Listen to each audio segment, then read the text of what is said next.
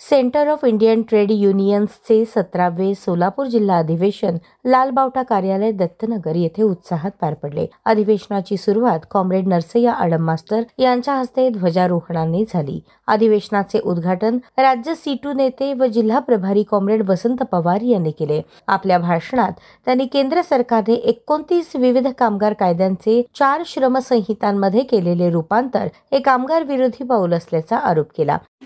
दिवशी 4 श्रमसंहितेला मान्यता दिली।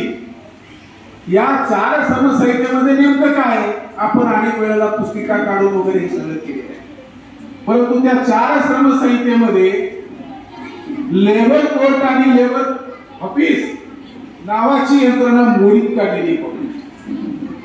तुमच्या माझ्यासारखे साधे समजदार कार्यकर्ते घेऊन काहीतरी त्या लेबर कोर्टापर्यंत कसं तरी आपण आंदोलन करून पोहोचतो। आता त्यांनी ट्रायब्युनल निर्माण केलं। 2-3 दिवसात त्याचे नियमावली येणार। त्या ट्रायब्युनल मध्ये एक जज असणार आणि एक प्रशासकीय अधिकारीचा माणूस त्याच्यामध्ये बसणार।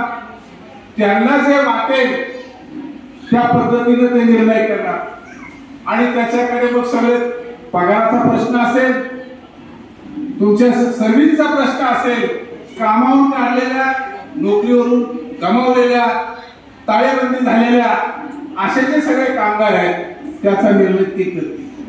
दरम्यान C2 जिल्हा सचिव ॲडव्होकेट M.H. शेख यांनी मागील 3 वर्षांचा राजकीय व संघटनात्मक अहवाल सादर केला। 25 प्रतिनिधींनी चर्चेत सहभाग घेतला। जिल्हा कोषाध्यक्ष कॉम्रेड दीपक निकंपे यांनी आर्थिक अहवाल मांडला। अहवाल सर्वानुमते मंजूर करण्यात आला। शोकप्रस्ताव कॉम्रेड विल्यम ससाणे यांनी मांडला, तर कॉम्रेड नरसय्या आडम मास्तर, कॉम्रेड व्यंकटेश कोंगारी, युसुफ शेख मेजर, नसीमा शेख, नलिनी कलबुर्गी आदींनी अध्यक्षीय मंडळाचे काम पाहिले। यावेळी नवीन जिल्हा कमिटी निवड अधिवेशनात 21 सदस्यीय पदाधिकारी कमिटी व 61 सदस्यीय जिल्हा कार्यकारिणीत जिल्हाध्यक्ष म्हणून कॉम्रेड नरसय्या आडम मास्तर यांची निवड करण्यात आली, तर जिल्हा सचिव म्हणून ॲडव्होकेट M.H. शेख, तर जिल्हा कोषाध्यक्ष म्हणून कॉम्रेड दीपक निकंबे यांची निवड जाहीर करण्यात आली।